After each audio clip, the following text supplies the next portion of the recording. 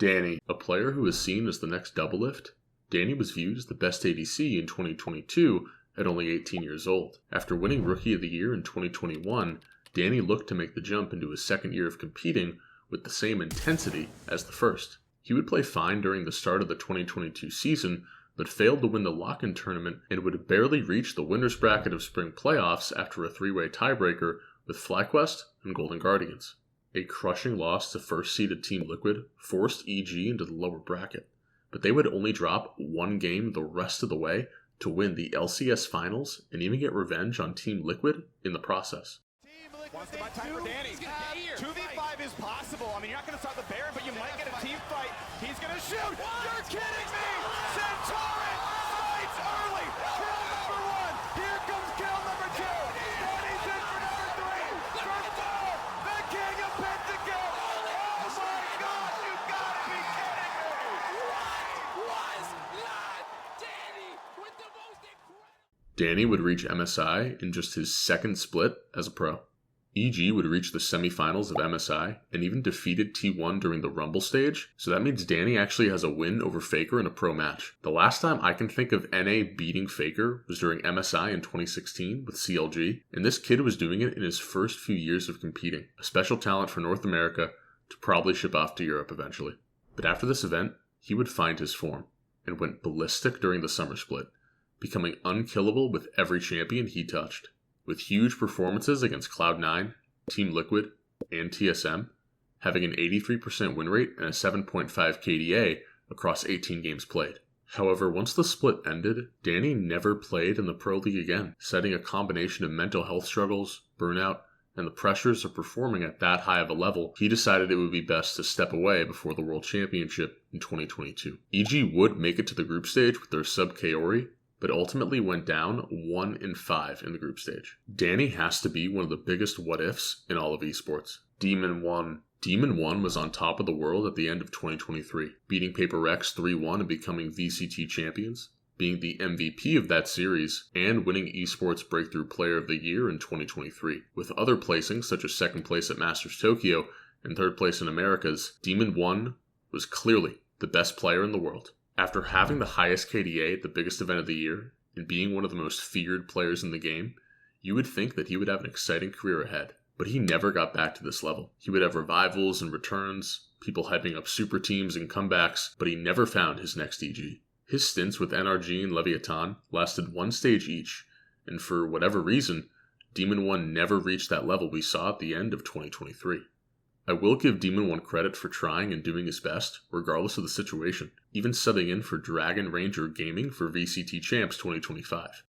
And if you think playing Valorant is brutal now, just imagine playing with 4 people, speaking another language, and millions of dollars on the line. Now playing for Cloud9, we'll see if Demon 1 still has what it takes to be champion and play at that level we saw for just a few short months. Fruitdealer was one of the top Zerg players in Korea and began making a name for himself after forming Team SCV Life with fellow StarCraft pros at the time. And in August of 2010, Fruitdealer would qualify for the GSL Open Tournament, which is one of the biggest StarCraft events of the year, with a $170,000 prize pool. He would go on to actually win this event and shock the Korean StarCraft scene.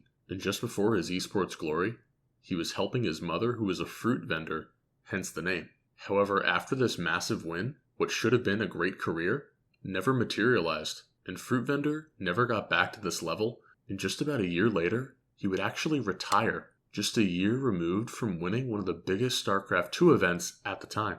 Fruit Vendor would become a League of Legends head coach, but for someone to be known as the first global StarCraft 2 League champion, but then you realize that's literally all he did in his career, he had to be on this list. He had one moment of glory that was never seen or heard from again. Uma was a 7-year veteran of the FGC community, with his first tournament being all the way back in May of 2017. He would change his name to Uma for the start of Street Fighter VI and had one goal in mind: become the best player in the world.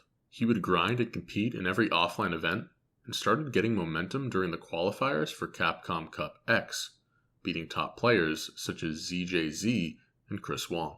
Uma was a complete underdog heading into the Capcom Cup, and nobody believed in him. He proved them all wrong, placing first in his group and running through the entire finals bracket with his only losses coming from his training partner and tournament favorite, Chris Wong. They would meet again in the grand finals, and after dropping the first set, Uma would 3-0 Chris Wong and complete his goal of becoming the best player in the world and winning the $1 million prize pool. He's got no resources, so he's going to play with the stun. He's going to set him up for a stun scenario. Let's see what he does.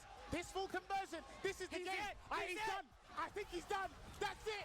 It will be the stun. He's going to store up. He's going to finish the combo. And ladies and gentlemen, $1 million is going to be awarded to Uma. Nobody had him on the cards to take the cup. He's represented with jury. He's represented Taiwan.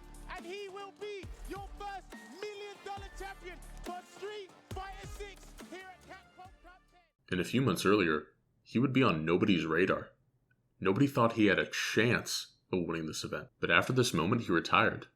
Immediately after winning, he would say that it was too stressful for him to play, and while he still enjoyed the game, competing was out of the question. Going from Capcom Cup X champion to retired and done with the game overnight. But nobody will forget the run he went on to reach that point, which is why he's on this list. Easyhoon. You may know Easyhoon as the coach for BLG, but back in the day, this man was the one pushing Faker to become the best.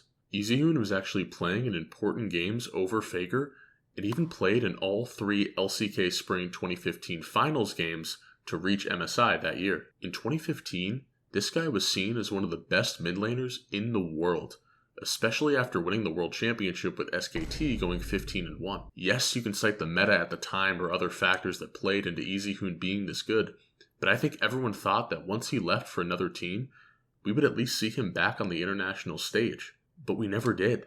The final 3 years of his career on VG Gaming can be described as depressing to say the least. But he has a skin in the game, so at least nobody can take that away from him. His final season would end with him having a 23.1% win rate and a 2.5 KDA.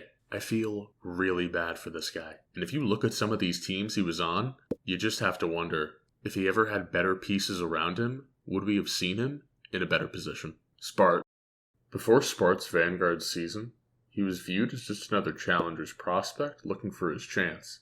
Spart would get his chance after Gunless, who was previously on LAG, was forced to step down for Major 2 due to an illness. And Major 2 looked to be his opportunity to prove to people he belonged in the league. After a 3-0 loss against Boston, LAG and Spart would fall to the losers bracket, but shockingly run the gauntlet against each team they faced, even getting revenge on Boston for their earlier matchup.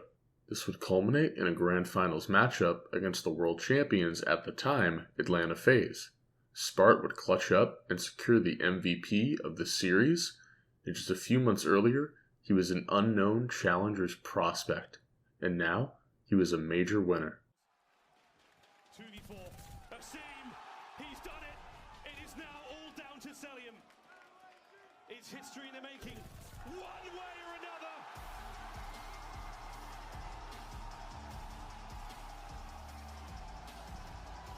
It was inevitable.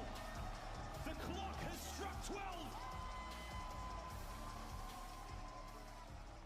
We cannot believe it.